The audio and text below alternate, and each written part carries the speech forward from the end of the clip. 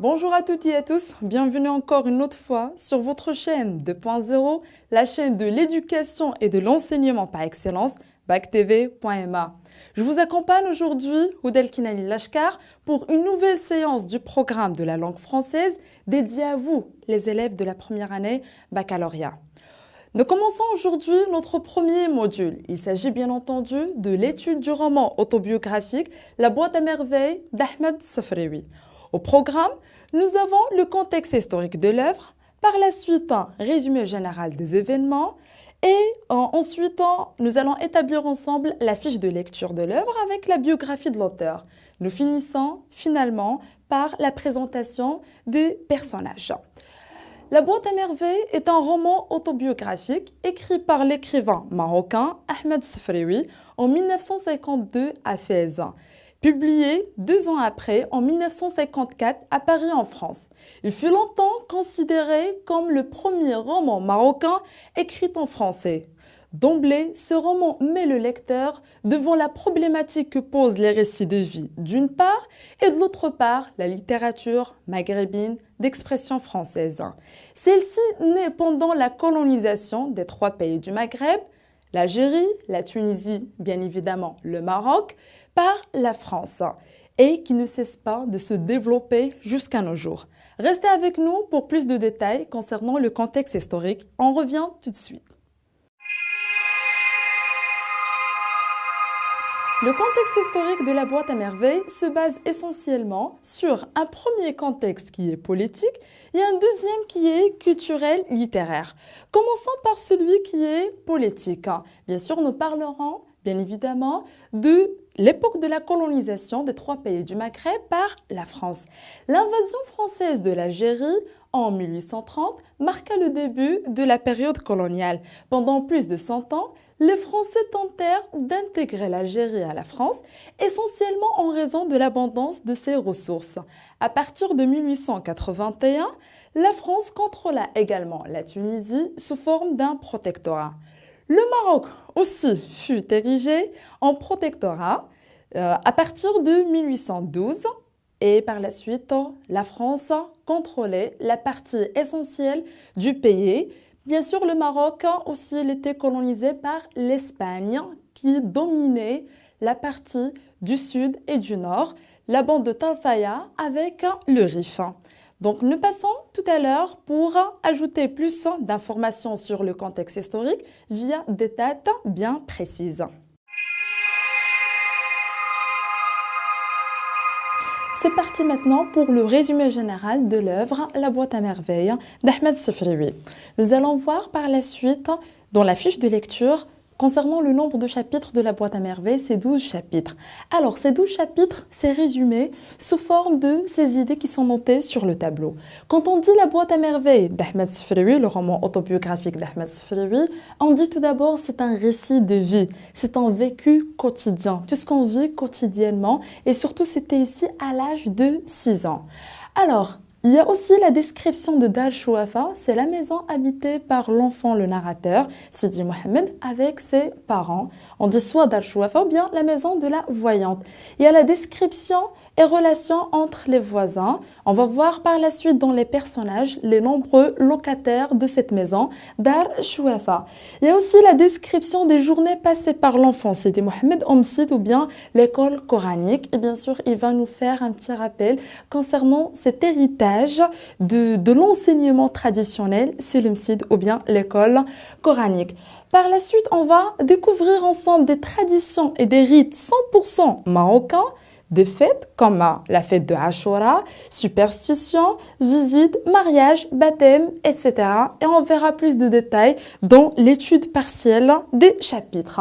Par la suite, nous avons des visites et découvertes concernant plusieurs endroits comme des sanctuaires, le sanctuaire Sidi Ali Bouraleb, le mausolée, des voyants, le bain mort, le msid ou bien l'école coranique, les souks, etc. Alors, par la suite, on va découvrir un petit peu le monde virtuel et solitaire de l'enfant Sidi Mohamed et On va finir même par les ennuis et les malheurs de la famille du narrateur lorsque son père, Malem Abdeslam, va perdre son capital et va voyager par la suite aux environs de Fès pour travailler comme un moissonneur. Donc restez avec nous pour établir ensemble la fiche de lecture de la boîte à merveilles.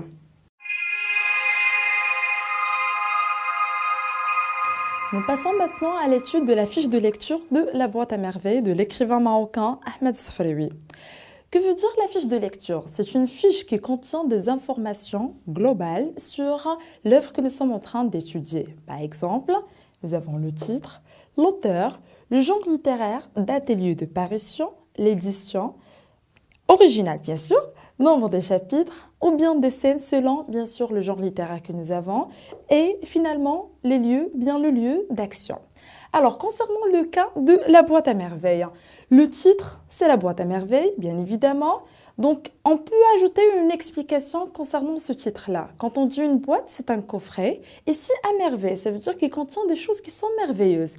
Pour qui? On va le découvrir par la suite, c'est pour l'enfant Sidi Mohamed à l'âge de 6 ans. Donc, on va revenir concernant les détails par la suite. Maintenant, passons au deuxième élément concernant la fiche de lecture.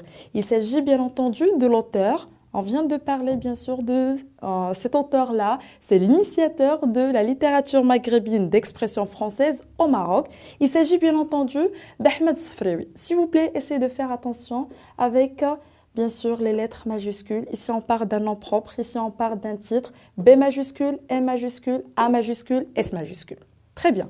Par la suite, nous avons le genre littéraire. C'est un roman autobiographique. Je reprends, roman autobiographique. Pourquoi c'est un roman? Parce qu'il y a l'élément de la narration. Nous avons un narrateur. Nous sommes en train de relater, de raconter des événements ou bien une histoire. Autobiographique, donc c'est un mot normalement d'origine grecque. On parle de l'autobiographie. Auto, bio et graphie. Auto, ça veut dire soi-même. Bio, c'est la vie. Graphique ou bien graphie, c'est écrire. Ça veut dire écrire sa propre vie. Ici, on parle de qui? D'Ahmed Sefraoui qui a écrit sa propre vie sous forme d'un roman. Donc, ça donne automatiquement un roman autobiographique. Par la suite, nous passons à la date et le lieu de parution ou bien de publication. Je l'ai déjà signalé d'ailleurs, c'est 1954 à Paris et l'écriture c'était 1952 à Fès. Par la suite, nous avons l'édition originale, c'est édition du Seuil. Ensuite, nombre des chapitres, puisque c'est un roman, automatiquement on va parler de chapitres, c'est pas un genre littéraire théâtral, mais plutôt narratif. Donc nous avons 12 chapitres qu'on va étudier sous forme d'un résumé partiel par la suite. Et dernièrement, le lieu d'action, en général, on parle de la ville de Fès. Donc voilà, nous sommes de retour pour la biographie de l'auteur Ahmed Sefraoui. Nous commençons par le fait d'établir un tableau, bien tracer un tableau, qui résume 6 informations essentielles sur la vie de cet auteur-là, Ahmed Sefraoui. Donc, comme vous remarquez, nous avons le nom complet, date et lieu de naissance, la formation, puis les fonctions, date et lieu de décès, et nous allons finir par autres œuvres, ça veut dire à part la boîte à merveilles. Bien sûr, le nom complet, évidemment, c'est Ahmed Sefraoui. Date et lieu de naissance, c'est 1915, nous avons seulement l'année, à Fès, au Maroc. Concernant la formation, elle était lauréat de l'école coranique Lumsid à Fès, puis le collège, ensuite l'école française de la même ville, ça veut dire Fès. Ensuite, nous avons les fonctions. Bien sûr, il était considéré comme le premier écrivain marocain de la littérature maghrébine d'expression française en Maroc, donc en langue française, et c'était le fondateur du musée Al-Batha. Par la suite, un journaliste au journal, bien sûr, L'Action du Peuple, il a occupé un poste dans la direction de tourisme à Rabat. Malheureusement, il nous a déjà quittés, Ahmed Sefraoui. C'était le 25 février 2004 à Rabat et en laissant derrière lui plusieurs romans, plusieurs œuvres, en prenant seulement quelques exemples. J'ai choisi 3. Donc nous avons Le Maroc pour 1956, par la suite La Maison de servitude en 1975 et dernièrement Le Jardin des sortilèges pour la date 1989. Restez avec nous pour plus d'informations concernant le reste des cours. Maintenant, nous passons à la présentation des personnages, les personnages qui sont principaux dans l'histoire ou bien le roman autobiographique La boîte à merveilles.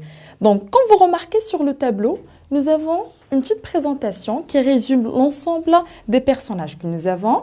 Il y a une partie pour l'épouse, les époux, avec les métiers des époux, la résidence, avec dernièrement les enfants. Commençons par Lala Zoubida. Lala Zoubida, son mari c'est Ma'allem Abdeslam. C'est un tisserand, c'est un fabricant bien marchand de tissus.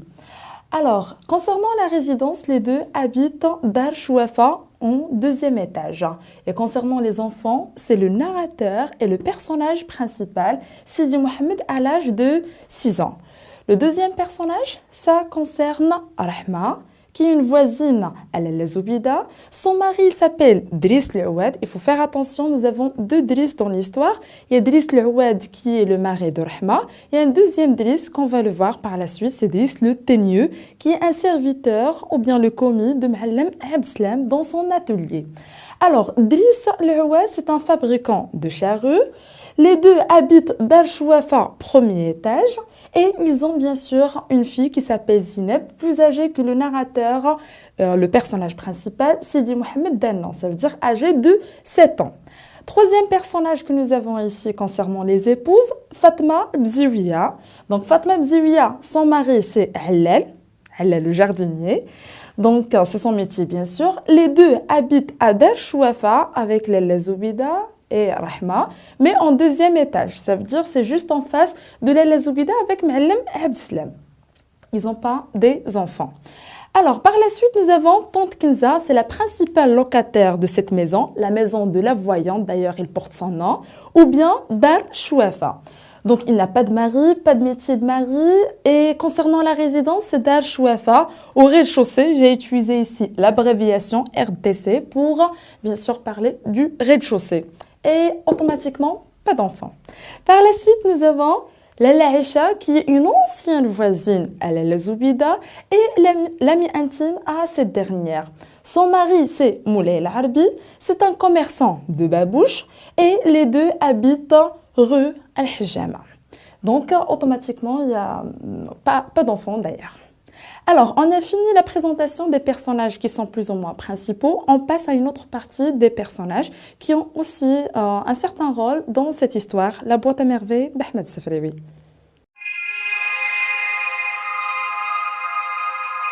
Donc voilà, nous allons ajouter une autre partie concernant les personnages. Donc comme c'est déjà marqué sur le tableau, on va ajouter 3 personnages seulement. Il y en a d'autres, mais seulement on va se focaliser sur ceux qui sont les plus principaux. Donc Abdallah l'épicier du quartier, celui qui raconte des histoires merveilleuses, l'héros ou bien le narrateur, c'était Mohamed, l'enfant de 6 ans. Par la suite, nous avons le frère, le maître de l'école coranique, ou bien le msil, à 2 pas de la maison Dar Chouafa, au même quartier, à Derbnouala. Et dernièrement, on va ajouter Driss le Teigneux, qui est le serviteur ou bien le commis de Ma'allem Abdeslam, le père de Sidi Mohamed, le narrateur, l'enfant de 6 ans. Donc, une dernière chose à ajouter concernant Driss le Teigneux, s'il vous plaît, il ne faut pas le confondre, comme j'ai déjà signalé, par Driss L'Ouad, qui est le mari de Rahma. Et celui-là, c'est Driss le Teigneux. C'est un surnom parce qu'il avait de la teigne dans ses cheveux. Et donc voilà, c'est celui qui fait les commissions pour la famille du narrateur Sidi Mohamed. Donc voilà, nous venons de finir cette séance concernant la première partie des cours de la boîte à merveilles, le premier module, étudier un roman autobiographique. Vers la fin, j'espère que vous avez obtenu quand même plus d'informations concernant ce roman-là, cette œuvre-là en général. Restez branchés sur Facebook ou bien connectés sur facebook.com/backtv.ma pour des questions ou bien des remarques.